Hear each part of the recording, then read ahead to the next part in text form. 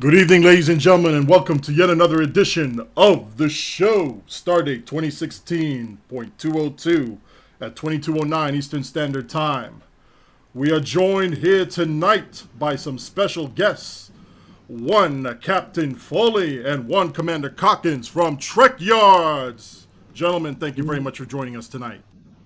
Well, thank you for having us again, Yeah. actually. Yeah. You Right made a back. mistake once before, but you wanted us back, so. Oh, we were serious. We very much enjoyed it. And for those who haven't checked it out yet, check out their adventures over at the US. Check out what they were hitting up as far as Star Trek related. We'll have the links in the show notes to their channel, as well as a couple of highlight videos that you should probably pay attention to. And also, whenever you get a chance, Captain or Commander, please send me your link to your Patreon so we can get people to help you out financially and make sure you put out quality videos. Thank you. Not a problem. As usual, we are joined here by some of the greatest players in STO, the best videographer we have here in STO, and somebody who just keeps stuttering over himself every once in a while and uses a stupid torpedo thing, but who cares about that? I am joined here by the head of the Grumpy Intelligence Agency, Admiral SarcasmDetector. Greetings. I see that you are doing very, very well. Thank you very much.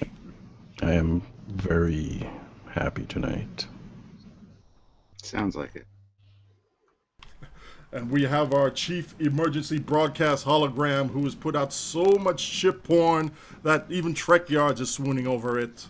Zeph from Zeph Films. What is up? I'm tired.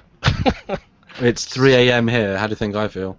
I'm transitioning from a night shift. Yesterday I finished night shift, and I have to somehow quickly switch my body into day shift for work tomorrow morning. So That's brutal. yeah, I'm hurting, but I am here. I'm here to lick up all the tears of the QQ, delicious QQ that's just everywhere today. But yeah, I'm really glad TrekYards is here. Yeah. You make me so proud, Alan. I know, right? I have my own pile of gravel now. I think it must be a Canadian thing or something. So, Stuart, you might have to watch out. You might be next. No, great. No, I'm sure Stuart has his own little pile of gravel in the backyard. More like flagstone, but yes. Or some hard stuff. Yeah, bigger. Well, yeah, it's easy to turn flagstones into gravel, just, chew on it a little bit. Sorry, this is meant to be a Star Trek Online podcast. I'm a bit confused. Should I talk about the garden? Is that what we're doing? It's a Canadian thing. We just let him ramble on a little bit for about 5 minutes or so, and then we actually go on to Star Trek Online related stuff.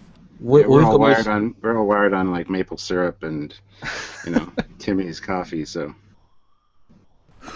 Captain SOB has ingested way too much cheese with a lot of the temporal mechanics, so he's not going to be with us tonight. Our chief ironic medic is ironically checking up on him and feeding him more cheese to try and wean him off of the addiction. But moving right on into the meat of this episode tonight, we are going to have a nice little discussion about all the agents of yesterday's ships. And TrekYards has actually put out a nice video on the Ranger class. And before we even jump into the rest of it, could you guys give us a very brief description of what you've actually discussed on there? And we'll also have the link to that in the show notes. Well, that is a mission briefing, so it's just kind of our first look at the ship. There's no real details about it. It's not a full episode. We just look at it, speculate, and give our thoughts on it based on our Trek knowledge. And what we try and do with mission briefings, and especially some of the STO stuff, is really take a look at the ship in the context of the universe, not just these are the game mechanics, but try and really delve into what's this element, what could be functionally, and not necessarily be limited to, okay, we know that's this, we know that's that. Try and go beyond that, and end up talking for 30 minutes on a ship that we know nothing about, but because we know the universe, what can we say about it? It's a lot of fun. The STO stuff's always a lot of fun. Right, the Ranger actually is a really good ship. It's a decent ship. Tier 5. And I'm just going to read off the description here. It's a temporal battle cruiser. So I just want you guys to listen to this quick description of it and let me know if it changes your opinion of the ship, or if it, if you want to add more to the discussion you guys had in your video that I actually watched before the show today. So the Agile Ranger class was one of the most respected battle cruisers of the 23rd century, a tactical powerhouse. The Ranger was built for combat resolution. As a result, these vessels were often deployed on the front line in conflicts with the Klingons and the Romulans. So this one obviously is more of a warship, dedicated warship, than any of the other TOS ships. See, I didn't know that going into our mission briefing. I thought it was one of the first ships you got. Apparently it's not. It's a tier 5, so... Yeah, that was one of the big comments we got. But I think that makes sense and follows what we were guessing by the end of it. The torpedo launchers, that certainly dedicated weapons pod, that says something about the class. And, in terms of TOS, where are the phases? Obviously in the STO, they have a slightly different placement. But I can see that, a smaller, robust ship. Yeah, works for me. It's funny that you mentioned one of the beginning ships, because it does look somewhat similar to the Pioneer class, which is that ship that you start off with at the very first mission, which is pretty good. I like it. Looked pretty cool. I liked it. But yeah, similar to the Ranger for sure. Yeah, I think that's where my confusion came in, because when we went to the side view, I expected the secondary hull to be like an attachment pod, and it was so integrated. I'm like, wait a minute, I must be thinking of the wrong ship. So. Oh yeah, the Pioneer. We should do that one as well. Yes. That's another good looking ship. I didn't even know it was called the Pioneer. It only said, what was it, utility class? Yeah, utility class, but I confirmed with Thomas the Cat that it's a Pioneer class starship. That's a cool looking one. It's kind of like another variant, but it's sort of more separate. Yeah, it's very similar to the Ranger class, for sure. Have you actually seen the Tier 6 variants of this ship? No. The Paladin. I actually unboxed one today. And let me see if I can pull it up on my screen real quick. Can I do a screen share, Odin? You should be able to. Let me make sure that we have your screen presented to everybody.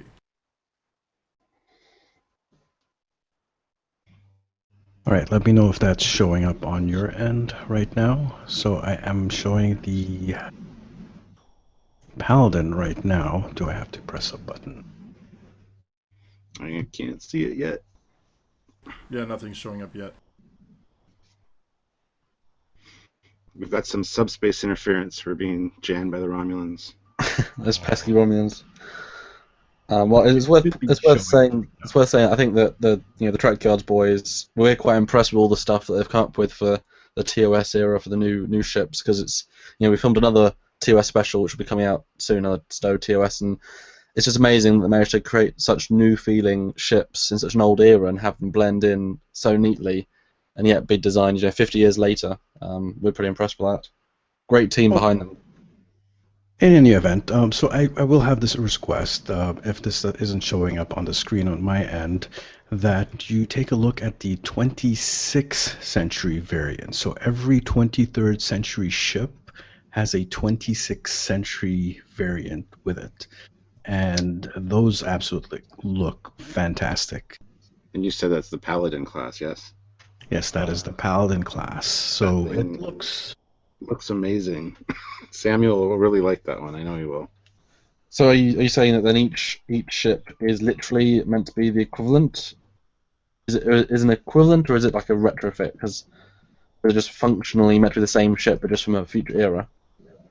All right, well, let me read the Paladin thing for it. Drawing inspiration from the 23rd century Ranger class, the Paladin class battlecruiser is very tactically focused. It features potent weapon platforms and a number of sophisticated maneuver systems that make this Paladin remarkably agile. I can't words tonight.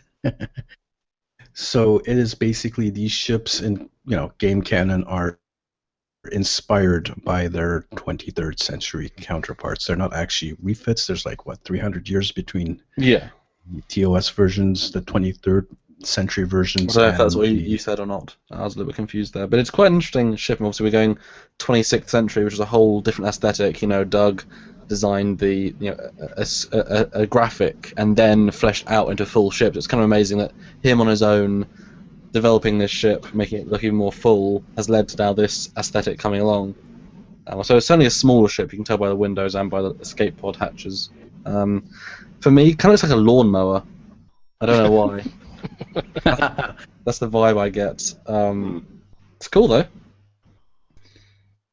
I kind of feel that it is kind of all the ships are pretty much small. I think both the 23rd century and the 26th century ships are absolutely tiny compared to other ships. But they're temporal ships, correct? They are all temporal ships, yeah. Because when we did our episode on the Relativity designed by Rick Sternbach, it's a very small ship as well. And we surmised that was to keep the temporal pollution to a minimum. Smaller ship, smaller footprint, as it were. Yeah, when you get to the 26th century ships, you should definitely take a look at the bridges on them too. Very, very interesting. The day before the ships were officially released, we're doing a live stream, and I beamed onto the bridge of one of the 26th century ships, and I was just completely caught off guard. I'm like, whoa, what? Wow. And yeah, it's a really nice bridge, so if you get the chance, take a look at it when you guys do your thing. It's quite impressive, really, and this expansion, the first way they pitched it was TOS, and I didn't expect them to have 26th century, definitely didn't expect them to have bridges. That's very impressive, and I know they've got loads of other add-ons, the JJ stuff. Like, they keep throwing new stuff at us in this expansion. It's really exciting. I look forward to actually getting my teeth into it. Yeah, with this expansion, including the lockbox and the low-buy ship, a total of 16 ships were released expansion day. Wow. Yeah. Nice. And a lot of custom bridges. Well, the 31st century ships reuses the bridge from the Wells and the Mobius ship. Mm-hmm. Those are pretty big. Now, hold on a sec. I just remembered something. A comment someone made in one of my videos previously. We were doing one of the queues, I think Battle of Procyon 5, the one with the Enterprise J. And during that video, we were basically showing off the different queues, but I had commented that the Enterprise J was very, very flat. So it was a big ship, but it looked like there wasn't really much substance to it, And someone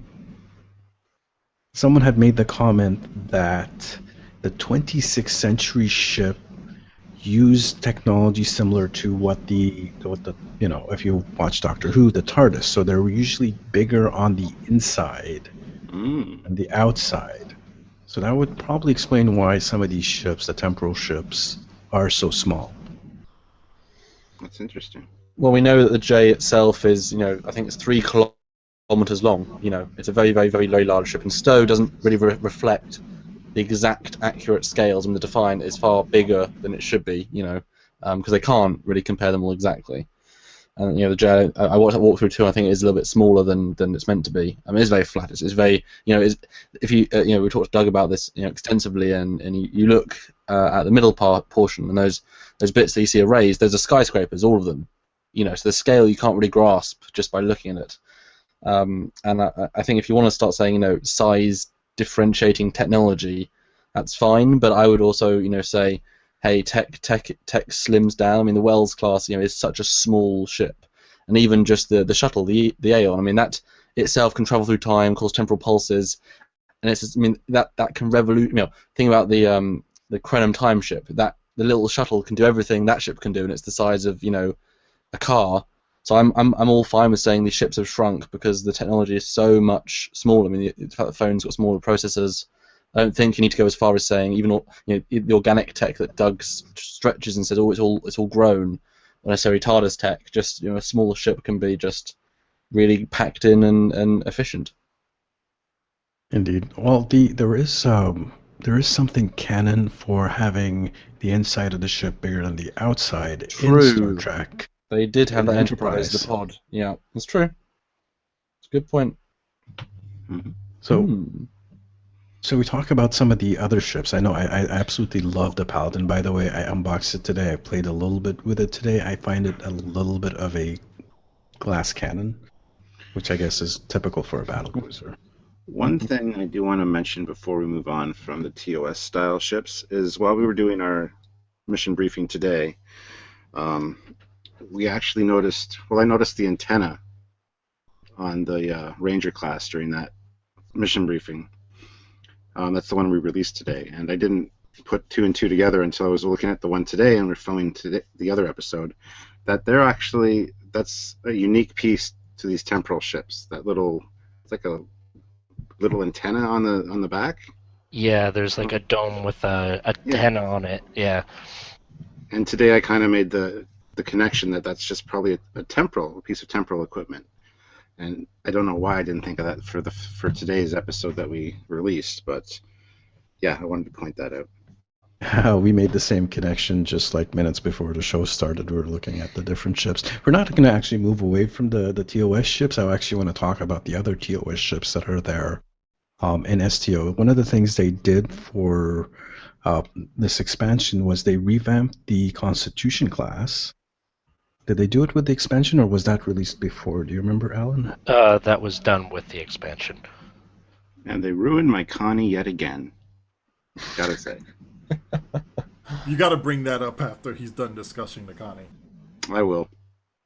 Well, I gotta say before we jump into that Connie model is exactly what it should be. I've got many Connie models and several from the show, so I've been very up and close with a canonical Connie, and Thomas has done an absolutely amazing job.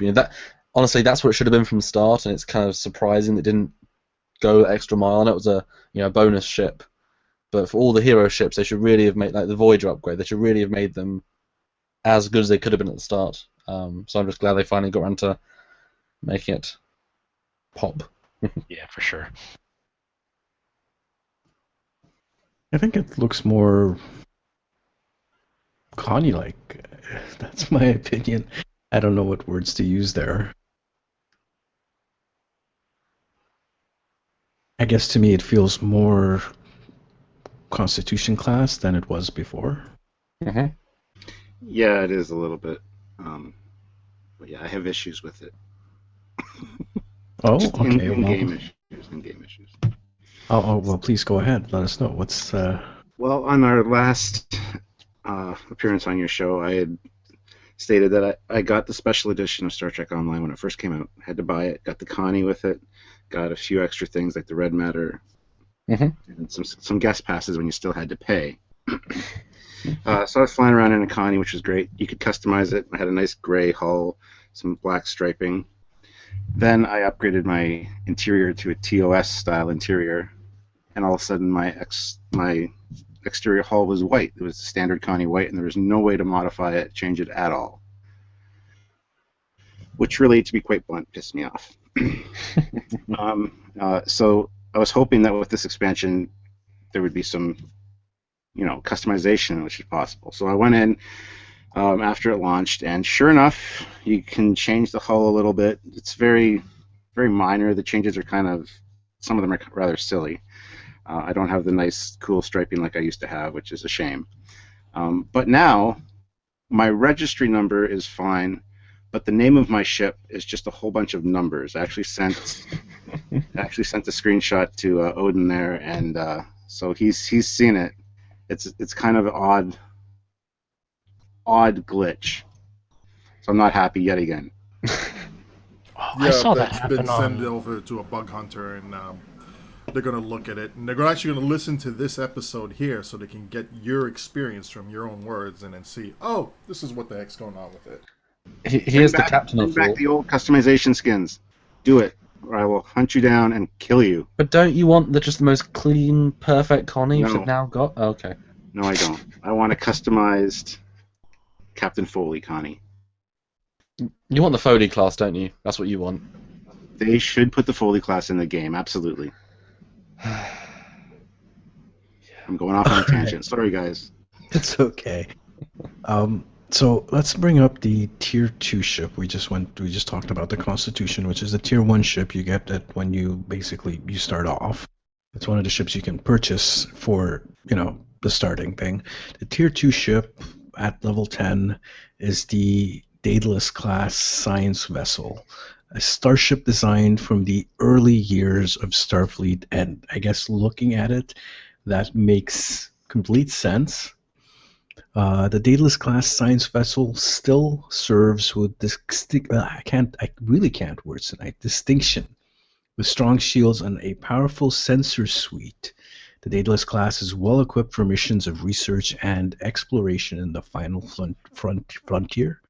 The words tonight, they vex me. So we have this ship that looks like like a beer can with a ping pong ball attached to it, and maybe some PVC pipes. For the level that ship is meant for, it was a really good ship. I flew the shit out of it. It was awesome. I ping ponged that motherfucking ship everywhere, between planets, off ships. It was awesome. It was really a good ship. It is a classic for a reason. Mm. And sort of point out, you can learn all about the Daedalus class on TrekYards episode 81. Just want to point that out. Yes. And I think the reason the ship is so successful is because structurally, in nature, curves are stronger than straight lines. And it's just full of curves just everywhere. Well, cylinders are stronger than spheres, though. The sphere is kind of weak to certain types of explosions, ironically. Especially like high-powered explosions, like nuclear explosions or whatever antimatter doohickeys that they're throwing around in space. A sphere wouldn't do it all. It'll just crumple.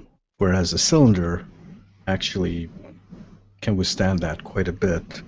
Well, it's not a warship anyway. It was always a simple ship. But it's a great looking model. I mean, this ship's been floating around for ages, and the original version on Benjamin Sisko's desk was sort of where it all started a little bit, and it's been fun to see fan versions, and this is a great version. Is it so? Is this version, the one we have in STO, is it actually accurate to what is the Daedalus? Yeah, I would say so. Apart from the forward stow torpedo launchers and those little little things you've got to add for stow ships. Apart from that, yeah, I mean, looks about spot on to me. It looks really good. They did a good job with it. It does look really good job. Accurate. So. Yeah. So what are those little dots on the secondary hull at the front of the? There's like 4 of them, 3 in a row, and then one at the bottom. Kind of looks like a T. Are those its deflectors? Probably sensor suites or sensor pallets. Yeah, in the actual continuity, this is an old ship. This is theoretically pre-NX in the original timeline, I believe. Before Warp 5. So this is an old ship. So you got to think really old tech. Oh. And we do know that the Connie, that front dish, was not a deflector. That was retconned later. It was actually a sensor dish. So that's probably sensor and deflector combination, those 4 little circles. Oh, by the way, Alan, you were saying something about for the tier that it's in. This ship is in a tier with the Nova class science vessel. In game. So I it might edge out the Nova. I don't know. It is really good when I was using it. So just looking at comparing the different stats, the Nova, we'll go with the refit version, which is the C-Store, the one you pay Zen for, because just to have an equivalence here. They have the same amount of consoles, bridge officers. The Nova refit has no universal seating, so it's an ensign, tactical ensign, engineer, and 2 lieutenant science. And the Daedalus has one of the lieutenant sciences is a lieutenant universal, and the Daedalus swaps a engineering console for a tactical console. So I guess it'll be a little bit more versatile and a little bit more harder hitting, but maybe a little bit more fragile.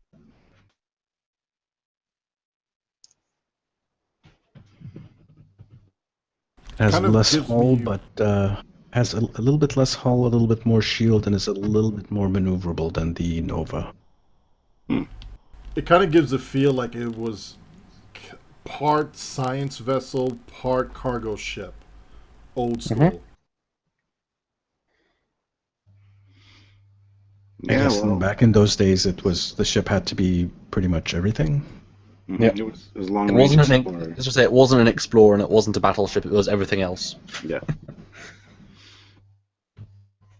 So what do we have as far as its equivalent in the 26th century?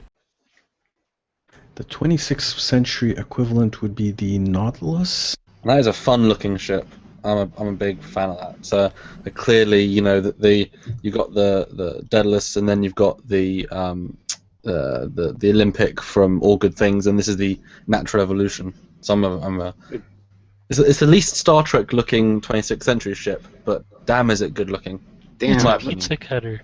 Yeah, I was just gonna say that. That's what I was gonna say. It looks like a pizza cutter. Man. Or a Tron light cycle. And do you remember the design, the next Starship contests that happened? Yes. I think that design was one of the designs that was available for that design at the next Starship contest. Because I remember we were talking about that contest on the show, and I'm like, I don't know if I'll pick that one because the side profile pic of it looks like a pizza cutter. And lo and behold, here we are with the pizza cutter. Mm-hmm. Yeah, this side view is very not my favorite. It's the best way to put it. Every other view it looks kind of great, but yeah. Something about It's kind of weird. All right, so the Nautilus, inspired by the 23rd century Daedalus class, the Nautilus packs a tactical punch for a science vessel. Starfleet incorporates several new systems on the Nautilus, many of which involve nanotechnology developed in conjunction with the Borg Cooperative. And yeah, I agree. It kind of... So here's the thing that I've noticed about this ship. So if you look at it on the side, you have that big circular pizza cutter thing. But if you look at it from the top, you have that long oval thing, which is reminiscent of the saucer. So it's kind of... you're going to have that saucery thing no matter what angle you look at it. Yeah, and the top view does not... I would not at all speculate that it would look like that from the other views based on the top view. You know, it looks like a standard, next generation Starfleet ship from the top. Yeah, kind of reminiscent of the Sovereign, kind of. A little bit, just I guess the shape, a little bit of the saucer section, the section. The section, yeah. The section. Oh, Sean Connery, nice of you to join us. Yeah, Stay a while and listen. it's great. You look smashing, Moneypenny. Fantastic. I don't know. This one is really a weird looking one. But I like it. It's a nice out of the box kind of thinking, and I like that. I'm sure if somebody was very clever, they could write their own lore as to why this ship has to be shaped this way. Something about temporal tachyons and chronotons, and it has to be like a mini chronoton generator inside the ship, and it has to go in this circle, and then you go forward to increase time backwards to go back in time, something like that, or slow down time. Some sci-fi mumbo jumbo like that. I think it's fair to say that's what TrekYards is for. Well, my thinking is you combine this ship with a Galaxy class. You've got the Galaxy class, the saucers where the pizza sits, and this just flies across and cuts it. You know? Yes. Someone should actually make a GIF of that. Or the guy who designed it at Utopia Planitia in the 26th century used to own a chains of Tony's pizzas and got a little crazy. Cisco's pizzas. You will not make fun of my pizzas! Oh god. Settle down, Odin. So the name is Nautilus, but don't you guys think it does have a little bit of nautical flavor to it? It kind of looks, to me anyways, it looks like it can be at home on the ocean as well. Mm-hmm. I agree. Oh, maybe it's something fishy. It's supposed to look like some kind of fish. It's looking for Nemo. Quasi The squid Nemo like. class. No, the Nautilus is out looking for the Nemo class starship. There you go. There you go, Finding Nemo in space. Maybe the crew is all aquatic citations, and that's why it's shaped like that, because that's just full of water. You know, they swim around. I don't know. Maybe. All right, let's jump over to the tier 3 ships. And we're going with the Perseus class. That's the one we filmed our episode on today. Okay, so just looking at this, and right away, very much like the Akira. Very, very much like the Akira. Instead of having the two struts that connect to the roll bar that has the nacelles attached to it, there's just that one, I guess, pontoon that doubles as a, what is that? That's the shuttle bay? Yeah, the shuttle bay's at the back of that. Well, we theorized based on the proportions that it's actually more of a proto centaur. You know, the Akira has the weapons pod as well, but the centaur is a much smaller, much longer nacelle, you know, much further away from the hull, much more escort sort of zooming craft. So we think it's a proto centaur. I had a bit of a Ares feel to it. Well, that's the other one, isn't it? Yeah. We compared it to all those. It's the TOSify. It's the 100% TOS style Ares. I suppose the Axmar version, Axmar era.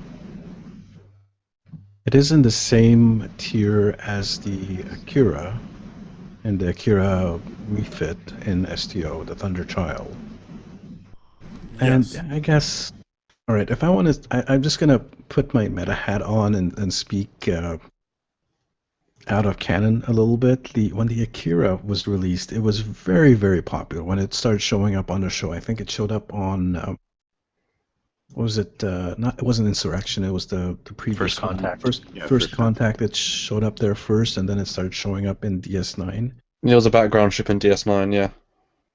So that was actually quite popular, and I think because people liked it so much, they started designing ships that were similar to that.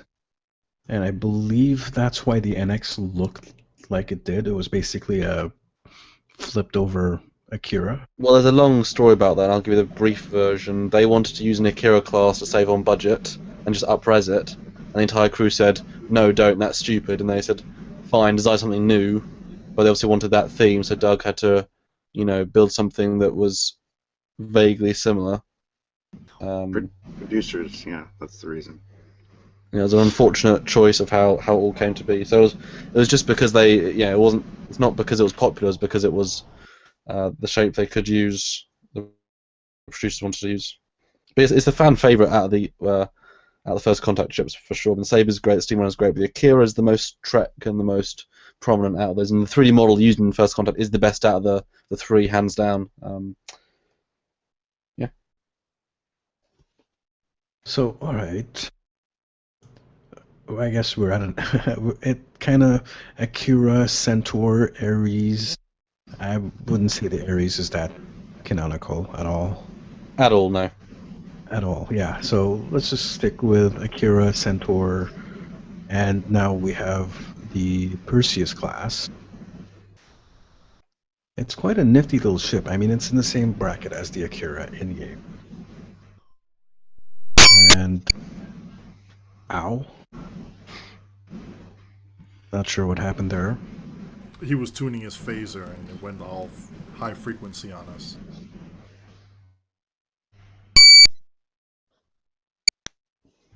Okay.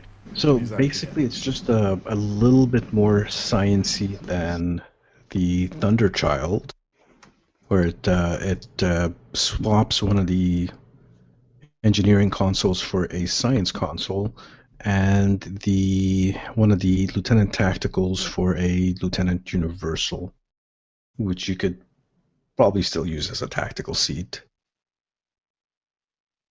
And again, with the same theme, it's a little bit more maneuverable.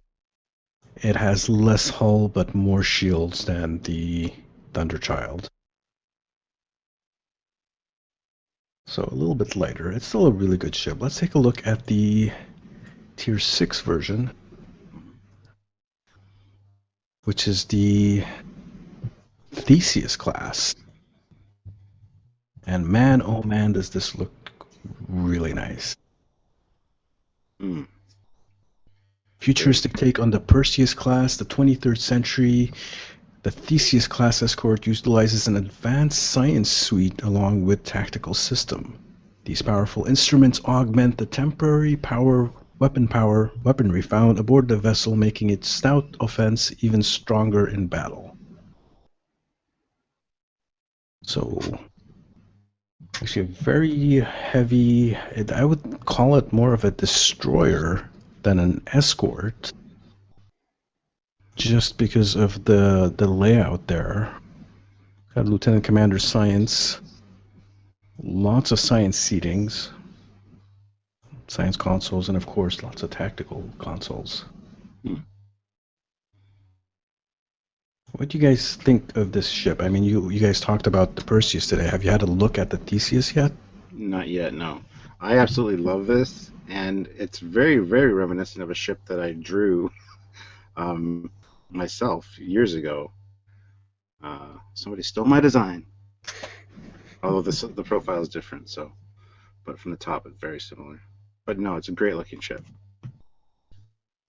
I'm kind of here nor there on it. I like some of the details, but I'm not overly. I'm sort of learning by these pictures. I'm not the biggest fan of their take on the 26th century aesthetic. But it's fine. I'd like to see other views, and need to see the other views, I think. Well, you can do what I'm doing. If you're in game, just go to the ship purchase person there, and you can kind of look at it and flip it around and stuff. Yeah, well, I'm on a laptop right now without even Steam, so. Right, that's okay. But yeah, I'm actually look forward to you guys doing like a side-by-side comparison of the 23rd and 26th century versions of these. That's a good idea. One thing I do want to bring up request. here real quick concerning the Perseus is the console that comes with it. Now, this console here probably is one of the best consoles in the game by quite a big margin. The M6 computer. And it's for a lot of builds that use energy weapons, which is pretty much about, 98.5% of the ship builds in this game. First off, it gives, when you actually have the tactical buff, 50% all damage for 15 seconds, plus 25% cooldown reduction on tactical bridge officer abilities, plus 20% firing cycle haste for all weapons for 15 seconds. This is all energy weapons, mind you, so use that. Plus 30% accuracy for 15 seconds, and plus 30% defense. Now, we're still kind of fuzzy with the accuracy overflow calculations, but it's supposed to be, if you have well over the accuracy needed to hit the target, you get a little bit of it split into crit hit and crit D. But this this console already, the M6 computer, does a whole heck of a lot. And this is just... I think it's a big game changer, as much as the Leech was a big game changer once it was available to everybody.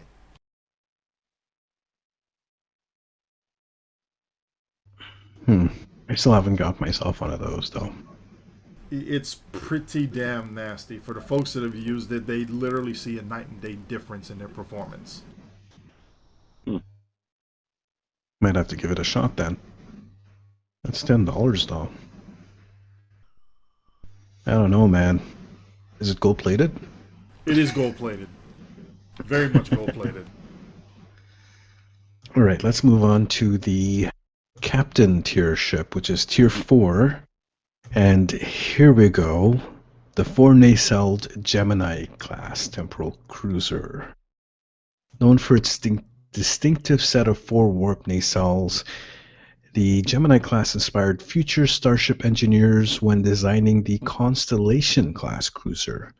Tenacious vessel, the Gemini was often used by Starfleet as a weapon system testbed in the field.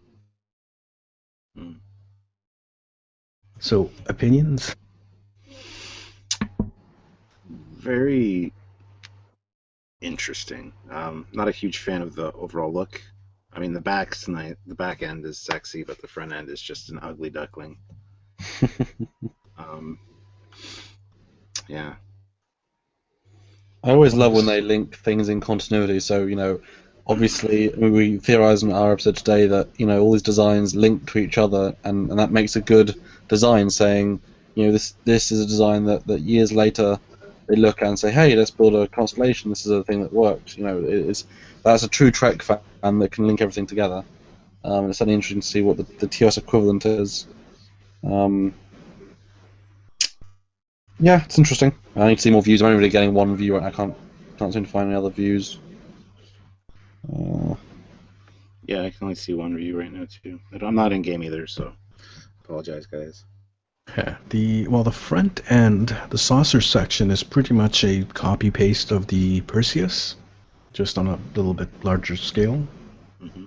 So it's got the same nose, that whole cylinder that goes throughout the whole saucer section to the back. Yeah, it's quite a different second back of the saucer section though, and the way it integrates is quite a lot different. It feels as if the deflector's directly integrated into the hull, as opposed to the Perseus where it's sort of stuck in. I do prefer this way around, I think, although it's very sort of...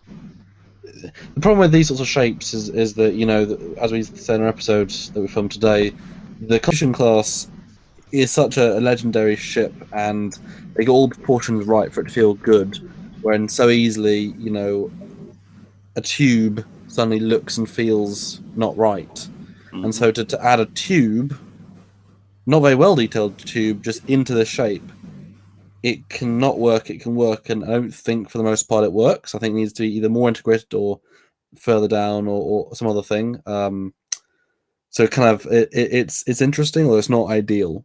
I think that puts it off a little bit for me. But as you said too, Samuel, when we did today's episode, this is how they would have done things in the 60s. Yeah, absolutely.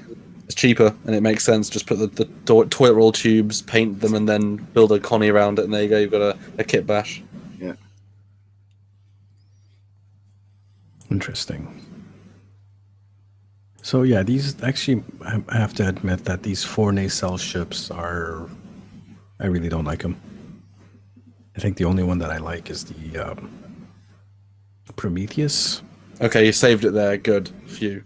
I was going to judge you there for a second, but you saved it. Prometheus is Samuel's favorite, so yeah. It is.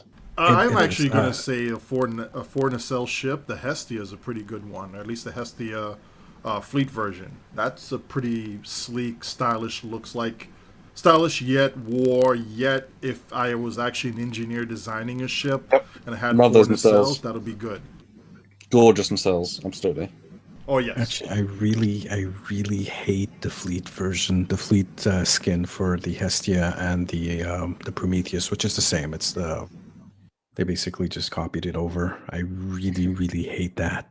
It's just Even the way too- nacelles. The fleet version. I don't know if you've ever seen the fleet version. It is basically sharp angles and triangles. Is the Right. best way I can describe it. And I don't like it.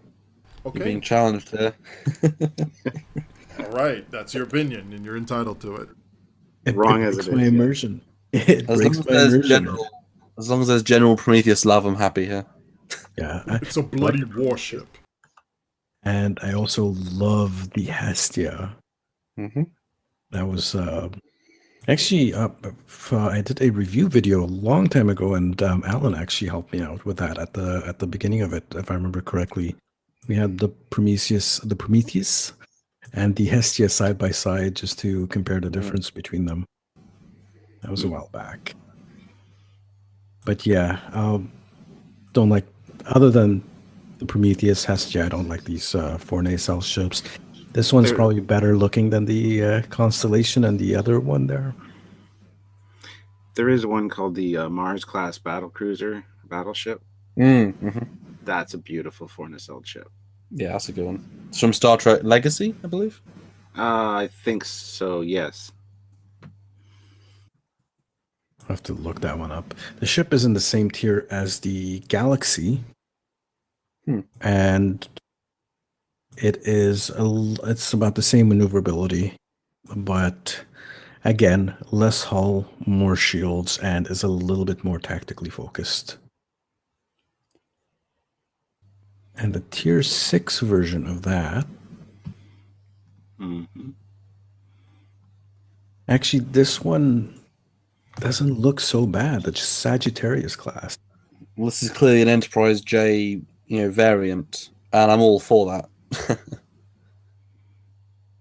They pretty much all are some kind of variant of the Enterprise J. Well, but this is literally the saucer, but added four nacelles. Everything else has its own unique, styling. This is very much just the saucer, and I think it actually works better because of that. Yeah, this is a design I can definitely get behind. I actually really like this one. Yeah. Although they're going against sort of the true 26th century, which implies that, the Enterprise J was the true flagship universe class, because those nacelles are so thin, those piles are so thin, but here you go, obviously the same bridge primary hull module, and these engines are so huge, and the struts are so huge. So what happened? Why is the Enterprise J so much more advanced to have that? Don't know. Interesting. Because the Star Trek Online people have 8 brains, and they haven't listened to Doug Drexler enough. They need to watch TrekYards on Enterprise J. Wow, we're just So pitching the show, aren't we? Yeah. No, that's fine. That's perfectly fine. We actually make a point to do that here on the show. Beautiful. Influenced by the legendary Gemini class, the Sagittarius is a force to be reckoned with. Designed with team tactics in mind, the cruiser is known for sharing its strengths with fleetmates. The ship's impressive combat systems make it a workhorse on the battlefield. Interesting. I guess it's a cruiser, so it's just a general purpose ship. And that is reflected in its console layout and its bridge officer layout as well. Just a little bit of everything in there. So I think, is that all the TOS ships? Yeah, we did the Ranger earlier at the beginning of the show. Yep, that'll cover it. The rest of them are the tier 6 ones, which I think we'll just leave for TrekYards to get into. And then, you know what, we could probably do like cross videos or something and just discuss them back and forth with each other. Great idea. I'm down for that. Well, I've got to say it out straight away.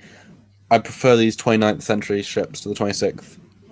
I prefer them. The 29th century ships? Oh, okay. And for some reason, I don't see the Ouroboros on my selection screen. That's an interesting ship. What's it called? Sorry. The Ouroboros. It's tier 6 raider. It's a raider. That's crazy. Ooh. So if I just show maybe... No, it's not showing up on my screen for whatever reason. Is that the Batwing? Yeah, it's the Batwing-ish looking one. It's the one that can be flown by all factions.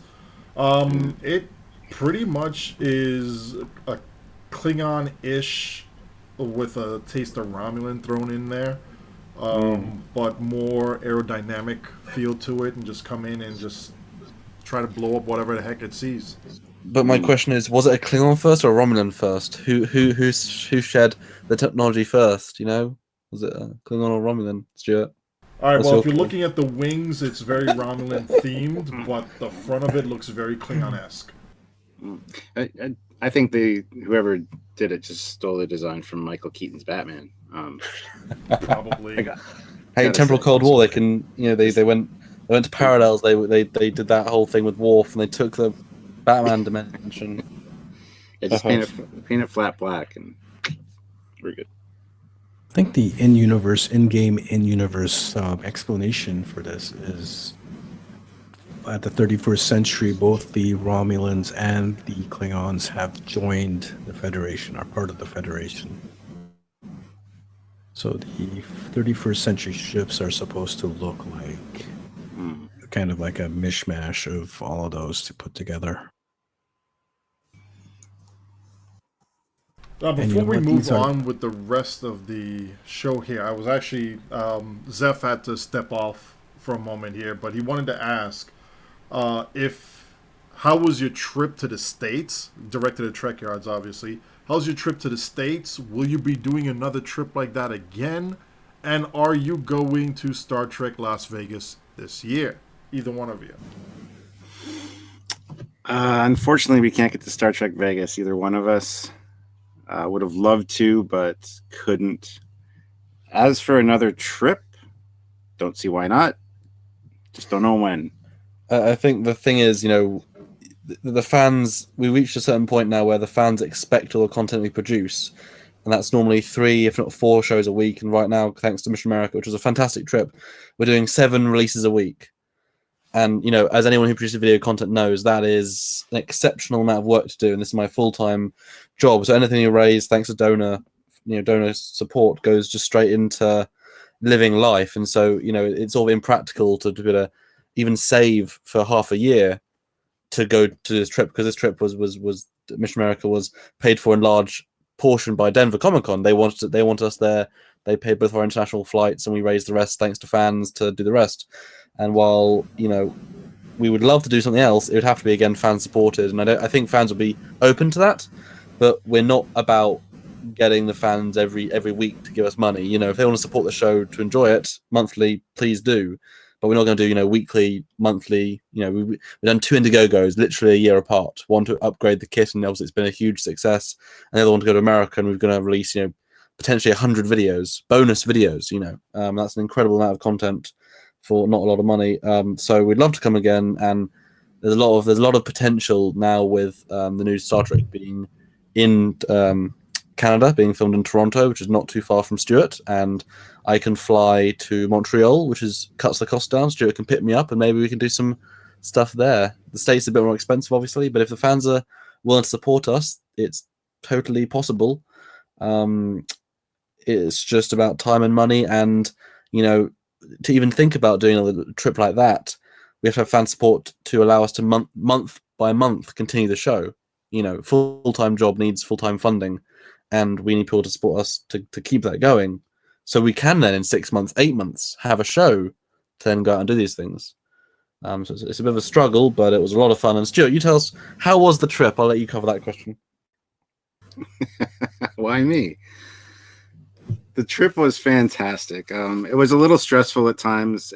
a little hectic. Yes. And a little bit too much, almost. I think next time, if we get invited to a convention like Denver Comic-Con and they pay for our flights and whatnot, it would just be the convention weekend kind of thing instead of doing a 2-week stretched out thing. 2.5. It was just it was pretty brutal. I mean, we had equal parts fun, equal parts just stress and wanting to get home. And people don't realize, you know, that they might say, hey, you were paid on a holiday, but we were filming everything every day, traveling, you know, editing. That was I came home with 358 gigabytes of raw footage. That's not including some other stuff that we can't talk about. And it's just like so much work went into that trip. You know, if we weren't filming, we were editing. If we weren't editing, we were planning. If we weren't planning, we were, you know, thinking about the next video the next day. You know, early running to a flight. Yeah, right. Yeah, it was lucky we did it as much as we did, and it was incredible. And to meet Stuart was amazing and surreal, and became real so quickly, which was incredible because we've spent so much time together virtually that I think within about 2 hours, you know, once we're in the car, and then in the hotel, I think we were pretty much like, oh yeah, Stuart, hey, awesome. yeah, it's like we've known each other for 10 years instead of 2. So yeah. But yeah, we would definitely be willing to do another trip at some point. And like Samuel said, the new series is filming in Toronto, which is like an hour-and-a-half drive from where I live. I live in London, Ontario. So if he wants to fly over here and spend a week or 2 here, maybe get some inside scoop on the new series, and I'll be allowed to film there. We could even drive down to Ticonderoga, New York, and check out the new CBS licensed set tour. Because when we just missed out on, didn't we? Yeah, we came at a really bad time because that's the day that the guidelines hit. So, and they were just fixing the place up, so we didn't get really any of the grand scope, unfortunately, which is sort of anticlimactic. And you know, the last third was certainly not what we thought it would be. But the first third was really excellent. The convention was amazing. So we're not complaining by any means, but we did miss out on all those amazing videos. So that's just an excuse to go again, I think. And it's certainly a good thing to go see Stuart. I mean, now, you know, the fans supported us again via the campaign. We raised more than we asked for, so we managed to buy the laptop that I'm using right now downstairs because my parents are asleep. It's, you know, it's past 4 a.m. My parents are asleep, and you know, I'm talking to you guys on the new microphone on the new laptop, which means I can now go to see Stuart and edit on a good laptop while we're there. So we now have flexibility, which we have not had before. And I too have a brand new sexy Yeti microphone that I'm speaking to you in right now. Do I not sound better? It sounds so good. Stuart, you sound amazing. You just sound so crisp and clear and beautiful. I mean, know, wow. Like Barry White. We're having just a ASMR trip now, aren't we, Stuart? How you doing? You good? Do you two need a room? I mean, we could get you a private room if you need one. Hey, if you'll pay for international flights, we'll have a room. It's fine. I want to jump in here and say that how many of you 7 videos in 7 days? That is actually insane. Mm-hmm. Just for the people listening out there, it is not easy. It is not easy making videos. All right, let me just put it out. Let me just say it flat out, because there are some people who think it's easy. Whatever, just throw stuff together and just render it, upload it onto YouTube, and there you go. It is not easy. It takes quite a bit of work. And I just this week myself, I have 4 videos in 4 days. So there is one scheduled to pop out tomorrow. That'll be the 4th one. I have to record the 5th one. So I'm trying to push out a video per day for the next little bit. It is not easy, guys. Even for a short video, say a half-hour video, I can spend anywhere between 3 to 6 hours on the video itself, just putting it together, depending on how complex. Sometimes it's even more. Sometimes I get lucky and it's not really complex and it can be a little bit less. And I wish Alan was still here. He would agree with me. He spends quite a bit of time on his videos. So, help us out a little bit here. So we're going to include the link to their Patreon. A lot of the time, this is a hobby for us. We're not making any money. You don't make money out of YouTube videos. Let's be honest here. It's cents. You're making cents on the dollar, basically.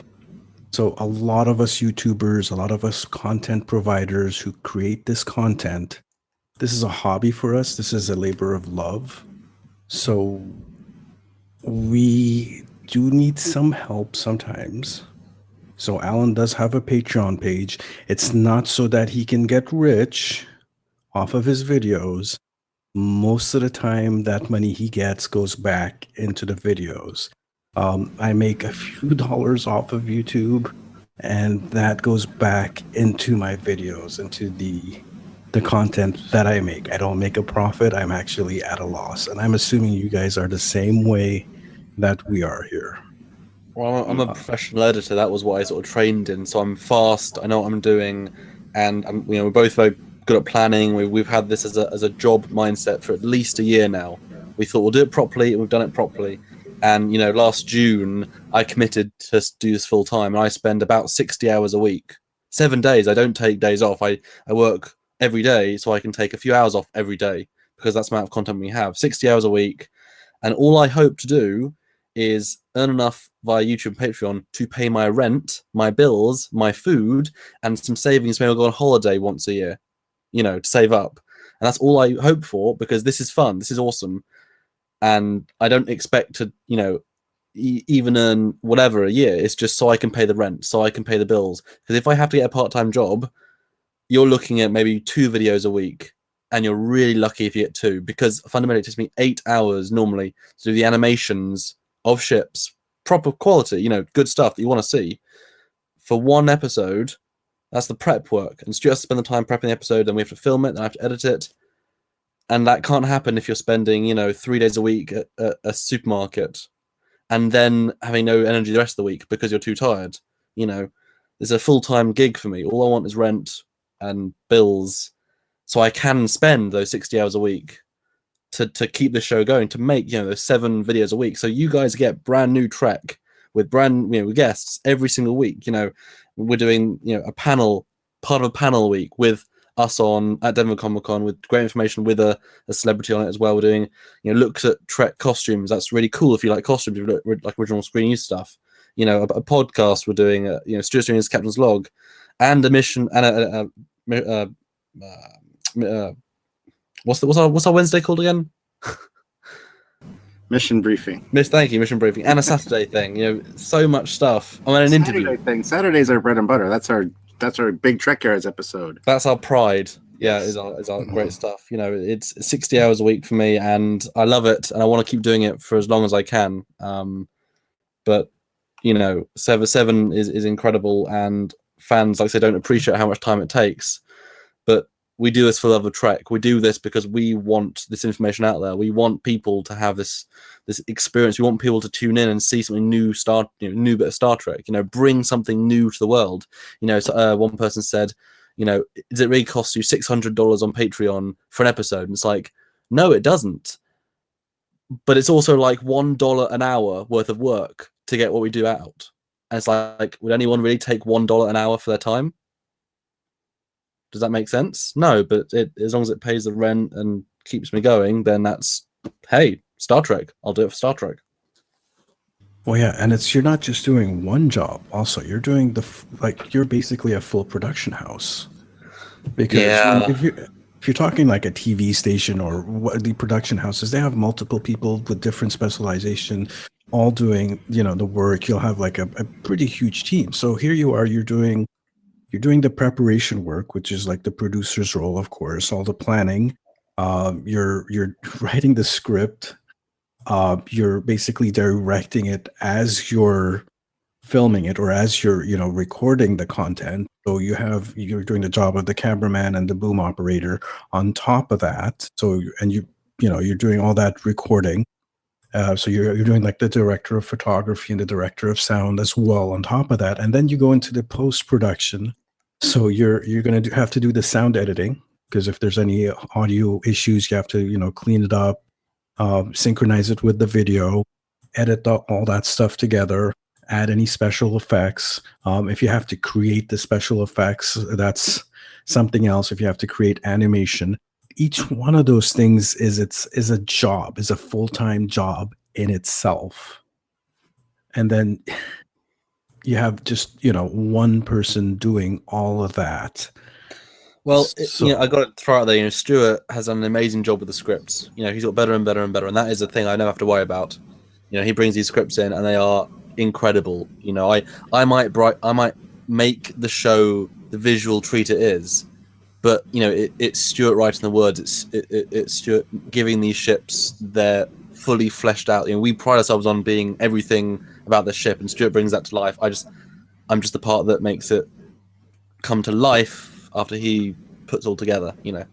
but yeah, a good script, if you prepare well in advance, that will reduce the workload you have to do in post afterwards. And So it's funny, we've got to the point now with the amount of 3D models that we have, people trust us to have a lot of the real assets, which is the best quality you can get for the show. In the olden days, if you watch some of the old stuff, we just, what pictures we could find on the internet. If they didn't fit, they didn't fit. But nowadays, if you watch the Prometheus episode, I did 23 renders, animations, that's why I love the ship. But also every time you say, look at the impulse drive, I did a new picture of the impulse drive. And while that might take time to render, it's quicker in sort of the long run, because that's exactly the shot you need. There's no worry. It's clear, crisp. The lighting's good. Like, that's what you want. So we do a certain quality, and we're very proud of that. And it just takes time, but we're sort of used to it. But it's a job. It's a job, and we love it. But it's not like an official paid job. It's a weird thing. It'd be great if it was, but it's not. you guys do really good jobs, actually, and it's a shame that you're not gonna get rich off of it.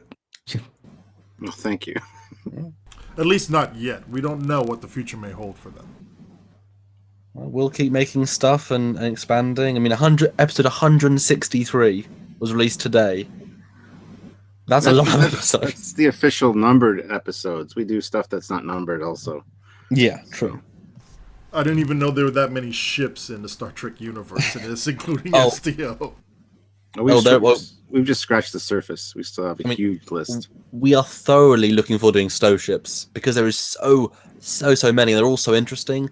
That is something we're really looking forward to, and we're working on things. We're always working on things, because we're never stagnant. We're never just working. We're always developing new contacts. We've got a couple of guests that we've got prepped, but it's not the right time yet.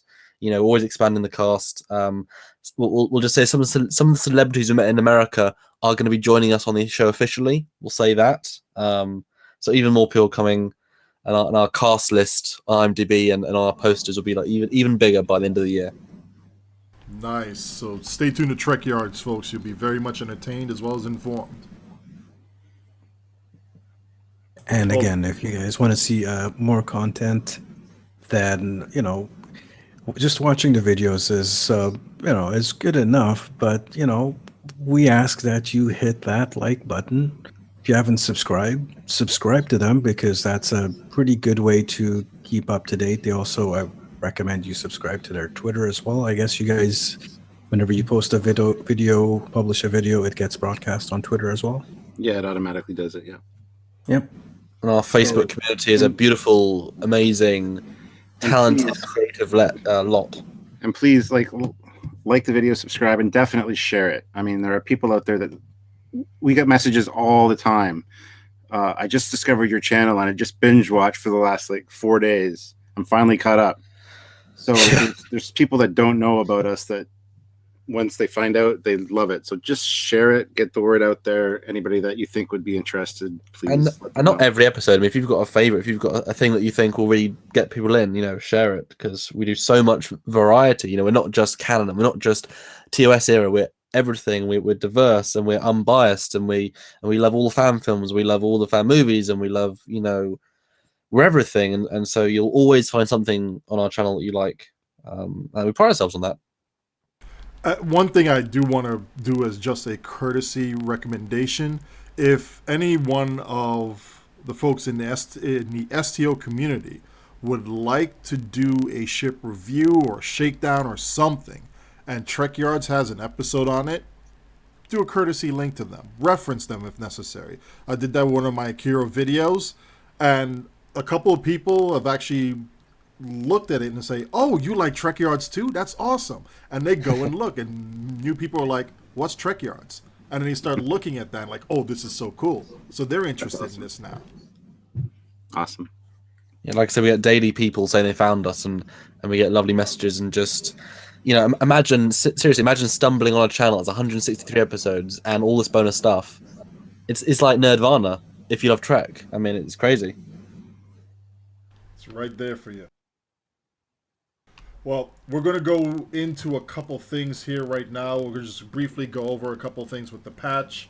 There's going to be a new ground queue.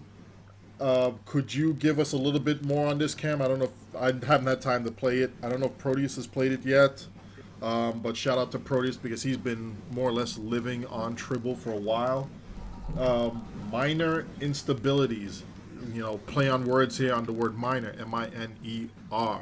So there's going to be a nice little ground queue. All the ground pounders are going to hit that. I'm probably going to try it out at least once with the new Chronoton torpedo launcher, and I'm just going to go full spread and see what the heck goes on with that. We have resolved an issue with the Ferengi dance playing the samba animation. I guess it was not supposed to? Or was it supposed to and this didn't? Yeah, I know. Proteus hasn't seen the light in ages. We just keep him chained over to Tribble. That's pretty much it. The reward for the queues of Days of Doom and Procyon 5 have been increased to be more in line with rewards from queues released prior to Agents of Yesterday. Good job, Sarcasm Detector, in taking the charge on that, along with everybody else who's helped you out on it.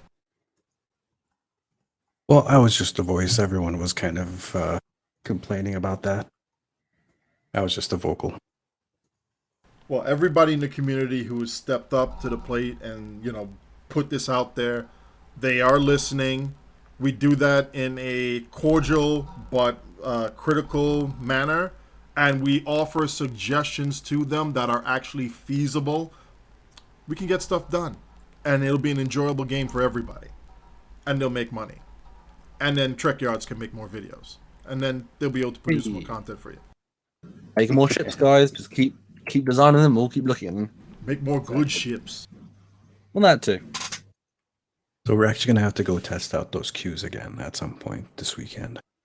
Yeah, see we're what going to kind have of to rewards do. we get. Yes, definitely do a Agents of Yesterday Elite Take 2. So we'll go through. I have a question quickly for you guys. We talked a lot about ships, but what is you guys' favorite new thing about this new expansion from a Stowe player's point of view? Before I get into it, I want to know what you guys think. Cam, you field this one first. All right, I do like the shift in the meta of the game, of the gameplay.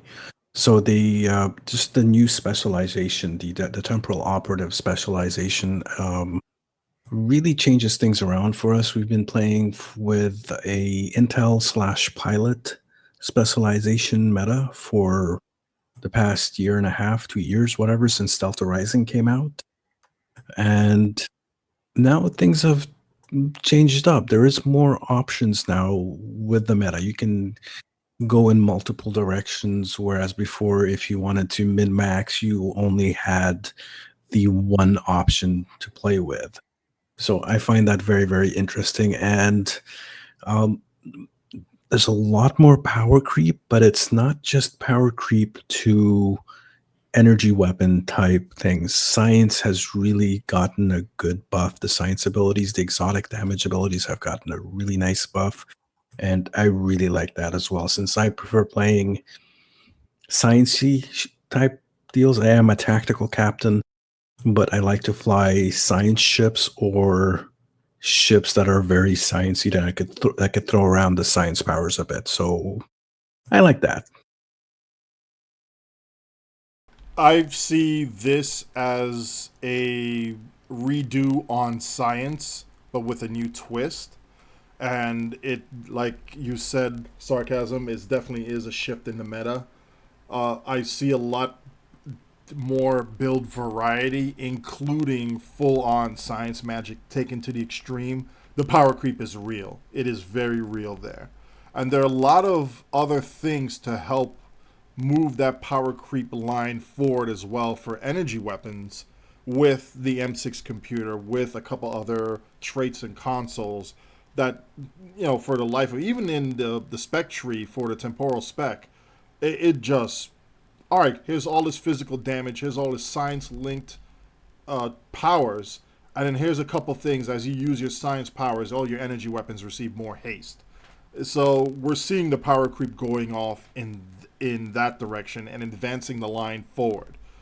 There was a recent interview that was done where Bordicus was stating that they are trying out a few things, nothing set in stone, but they were trying out a few things as far as what's going to happen with torpedoes. Now, these are some of the questions that have been asked in the past directly to Bordicus and to Cryptic Rock. And it's actually been brought up, some of it has been brought up in the interview. And it's a little bit of hope for the kinetic community, but we'll wait and see. Because there are some classes of weapons that have literally fallen behind the curve, even after they've received a little bit of a boost going off in the previous expansion. But with AoY overall, there's more build variety. They've shifted more towards a science-heavier build. Energy weapons are still going to perform well. Kinetics are, even though they are behind, they are still performing decently as far as the overall meta is concerned. And in some instances, combining it with the temporal abilities in a team environment, they all amplify each other to the point that you're just going to see stupendous numbers. And bring it back up to the patch notes here, one of the abilities, the bridge officer abilities for the temporal bridge officer is recursive shearing.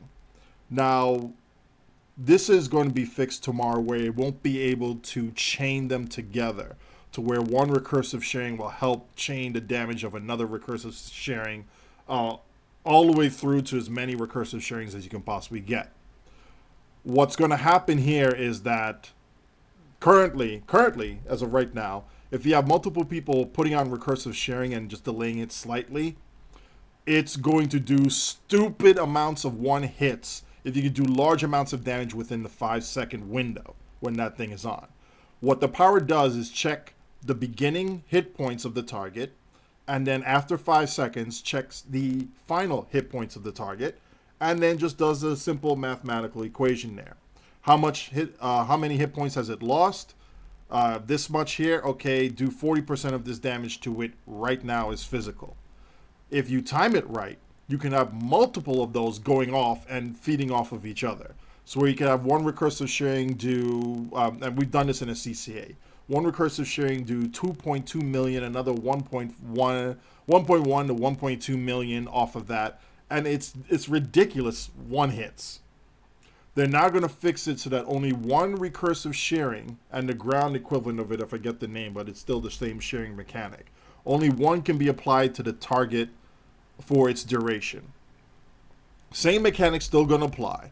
It's going to look at the starting hit points. It's going to look at the final hit points. As much damage you do within 5 seconds, take that difference and take 40% off of that. It's boosted by part gens. Slap it on the target. Good game. It's still going to do a hell of a lot. And if you could throw down tons of damage within those 5 seconds, that is going to be one really massive one hit. That means your teammates are going to be throwing down torpedoes. Your teammates are going to be throwing down a lot of physical damage boosts or damage resistance modifiers against the target. All that's going to factor into the damage of recursive shearing. So you're going to see so much power creep with science and the temporal abilities just off of that one trait, that one bridge officer ability. That is going to be the biggest, nastiest single instance of power creep in this entire game. So okay, I just want to re-answer the question a second time, and this time not from a gameplay mechanic. You do it in layman's terms. What was the best part of it? So no, I won't say layman's term. I meant more of a role play, I guess. The sort of canon Trek universe version. Yeah. So what I like is, well, there's a couple of things. Well, there's a lot of loose ends that are getting tied up or tied together. So, all the stuff from Enterprise and TNG, all the different series, they're tying them together. This temporal Cold War is just, there are so many loose ends. We're getting some answers for them. Just kind of bridging that whole universe together into this one cohesive unit. And then on top of that, in addition to all of that, you throw in the JJ verse on top of that, or the Kelvin timeline has now been added in as well. So Yeah. it's more cohesive. What are your thoughts on it being called the Kelvin timeline? It definitely beats JJ verse. It definitely beats JJ verse, yeah. Kind of makes sense, I guess.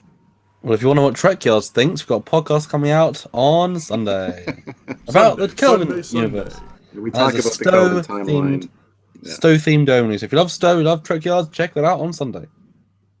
Well, give us a little bit of a hint. Give us a small answer to your own question. What's the question about the Kelvin timeline?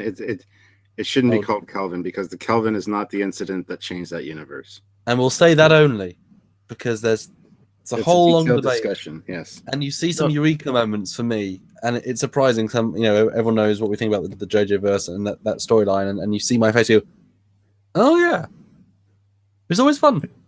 Always fun. The original question you asked is what we thought was best out of the Agents of Yesterday. Yes. So, have you guys had a chance to play with it? It's been like a week, 2 weeks going? I've been working every day editing. I've literally done nothing else for about 15 days. I jumped in. I created my character. I got halfway through the first mission, and the server crashed on me, so I haven't gone back in. But I really enjoyed what I saw, and I'm looking forward to getting back into it. But I haven't had the time. I actually sat down, made time out of my schedule one day to do it, and the server crashed on me. Is that why that script was late, Stuart? Oh, yeah. 10 minutes out of my day. I'm sorry. Well, then I won't say anything here on this part, but one of the actual things I enjoyed about the story is how they touch on certain past events, especially one in particular concerning the Defiant in the TOS era. No, please don't spoil, obviously. I'm not spoiling it, but I'm just saying you're going to enjoy that part because they actually touched on it pretty damn well. Awesome. I'm just shocked they didn't do that to explain the quote-unquote Kelvin timeline ships showing up. Okay. Interesting. Yeah, I recommend go do the new TOS faction, the 23rd Century faction, play through that. It doesn't take a long time. It's just, you can probably finish it in an hour or two. It doesn't really take that long to get through. It's up to level 10, so... But you're in for some very pleasant surprises. I'll say that. Awesome. Best kind of surprises are pleasant surprises. Sounds good. Cool. Anyway, guys, I think we should probably head out because it's getting late. It's 4:30 for me, so is the sun up? Let's have a look. No, the sun will be up shortly for you. Well, it's blue. The sky is a nice bright blue. Nice. That's a good sign. Well, you're going to actually be in the proper hemisphere to watch the Perseus fly by anyway, so nice little meteor shower, and you're going to see it on a nice night. I'll be asleep. No, stay awake and watch it. Anyway, well, we definitely thank you both for coming on the show here, and we'll look forward to seeing all the work that you're putting out, especially your Stowe Sundays. We'll love to see that. Hope you enjoy it. I'll be tuning in this Sunday. Absolutely, and we've got a few more Stowe videos coming out in terms of mission briefings. We know everyone likes Stowe and everyone likes the canon ship, so it'll be intercutting. But yeah, there'll be some more regular Stowe stuff coming, and then watch this space for some more official stuff as well. Because yeah, Stowe's a big thing right now. We like it. Well, thank you very much, guys. Well, thank you for having us back on. It's been a pleasure. So yeah, thank you. All right, and to your fleet, a good shout out to the TrekYards fleet. Thank you guys for supporting the show over here and watching. Please support TrekYards via their Patreon. Oh, by the way, Upgrade Week, it looks like, coming up. For those people who are looking for turning in their contraband, do it all right now while you still can, because after the patch, you can only do it once every, 20 some odd hours? Yeah, 20 hours. So, yeah, don't get hurt too much, SOB. That's probably why he's sick. He's probably crying into his cheese right now. Yep. And you know what? Quite a lot of people. There's a really nice science and technology article going out there as far as attempting to find evidence to unite quantum mechanics with relativity, specifically joining gravity to the rest of the model so that we will have a nice, clean, grand unification theory. And so far, that has gone butkus. So, And on that note, I think we should say bye. bye! All right, bye guys. Talk to you again soon. You guys have a great evening. We'll see you You all too. in game. Get some rest there, Commander. And thank you very much for the work that you do in keeping us entertained. All right. And you guys keep the good show, okay? Yes, well, we're done. Thank you. We're wrapping this up now. Well, There's one more bye, thing guys. I want to talk about. Bye, everyone. Have a good night. Oh, go on, Capt. Ah, yes. So very much big thanks to the TrekYard guys for joining us on the show again this week, and hopefully we'll have them back soon. But the one of the last things we want to talk about on the show tonight is Gold Plate Gate, as I want to call it. Ah, yes, So- that part. Yeah. So you guys might be aware of a little controversy, just a small one, brewing, where a certain number of people got an email from Perfect World Entertainment, and in there was a brand new gold-plated Tier 6 Decora Ferengi ship. Now, there's been so much speculation, a lot of assumptions, a lot of accusations, a lot of QQ, and a lot of hate, people accusing and throwing insults at each other and blah, blah, blah. Now, here's the thing. Intelligence sources, my sources have done a little bit of digging and looked around, and we're fairly certain that this is the criteria for getting the ship is 100% random. There is absolutely no rhyme or reason. There is absolutely no criteria for getting the ship. It is absolutely 100% random. It's basically like PWE grabbed their subscribed email list and picked a bunch of names out of the hat and gave them all the gold-plated ships.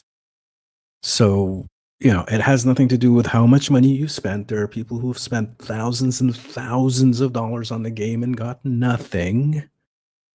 And there are people who have not spent anything whatsoever on the game, barely logging in, and gotten the ship and everything in between. So chill out, people. Don't go around, yelling and screaming at whatever the whales got the ship, blah, blah, blah, blah. Yeah, no, it is absolutely freaking random. If you want to get pissed off at someone, don't get pissed off at someone who got the ship. Get pissed off at Perfect World Entertainment. And especially don't get pissed off at people who make videos about the ship. That is just asinine. Just wanted to say that.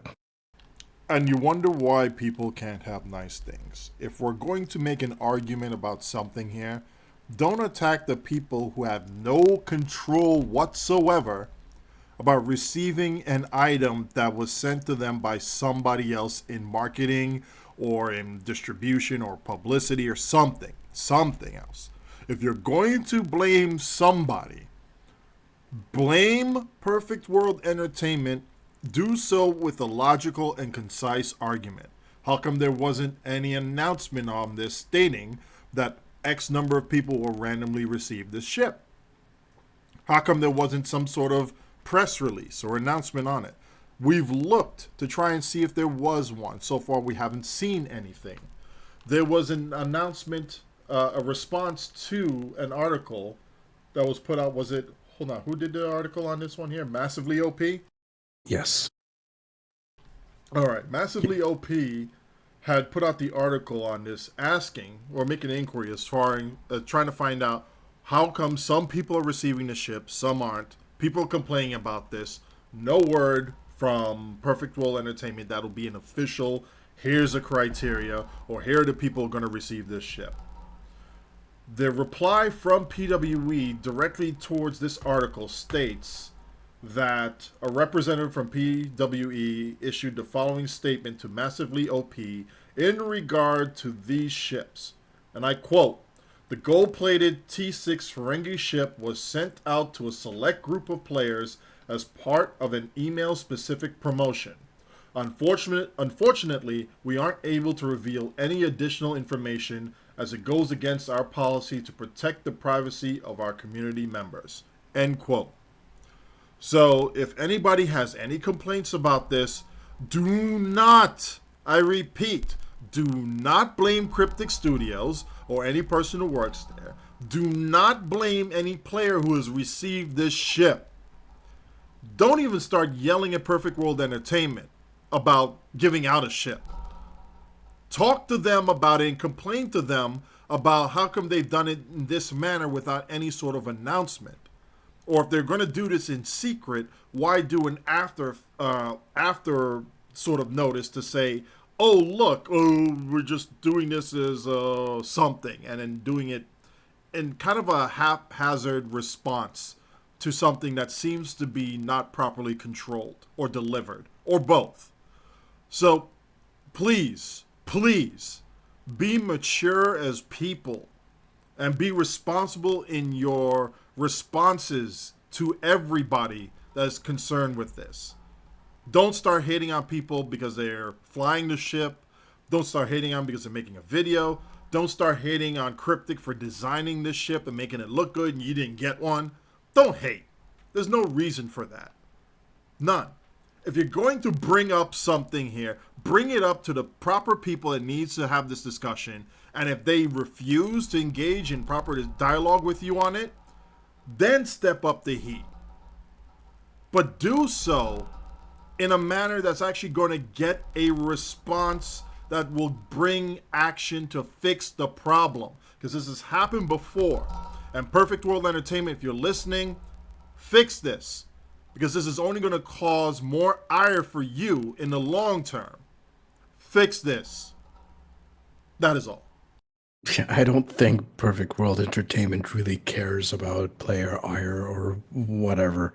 They just do their own thing and then cover their ass and pretend it didn't happen. They've done it before with the previous little ship giveaways for Andromeda, anyone? So, yeah, they basically pretended that it never happened. And here we are going through it again. And you know what? I think people have a right to be angry. I just don't think that they're being angry at the right people. Exactly. Just for clarity, I myself did not get a ship. I don't really care.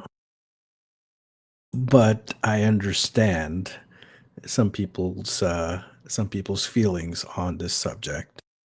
Just, be sure to focus your anger at the right spot and be smart about it. Have a discussion. Be an adult. Just saying.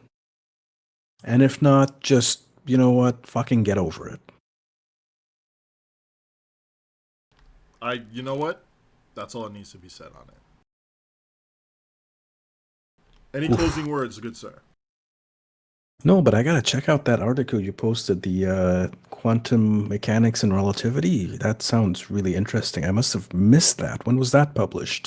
It was actually a couple of days ago, but I've been reading up on it, and I actually had talked with one of my old professors about this before, and he's a big QM guy, and they're still trying to struggle to get all the different forces, the strong force, weak force, electricity and magnetism, to join up with gravity. And the quantum mechanics guys are thinking, we're onto this. They're so close. We just got to figure out exactly what's going on here. And I'm more in the relativity camp of saying, look, all gravity is just a manifestation of space-time reacting to a concentration of matter and energy in space-time. That's it. It's an intrinsic property of space-time. You're not going to find a part. Well, I don't think that. I'm not a physicist by any stretch of the imagination, so this is just my opinion. But in reading up on this and taking modern physics and in studying this on my own, this looks to be an intrinsic property of space-time whenever you start concentrating large amounts of energy or matter into a specific point in space-time. It's going to warp space-time. It's going to contort it in such a way that things that would normally move in a straight line through it will start bending and follow that bend or curve or contortion, and will just follow the path of least resistance. Bingo, there's your gravity. Yes, well, that's the macro side of things, but I think the issue is to reconcile that with the micro, how things work on the quantum level. And according to the relativistic folks, you're going to see the same phenomenon at the quantum level, only to a much lesser degree. Your particles are going to impact space-time. We know this.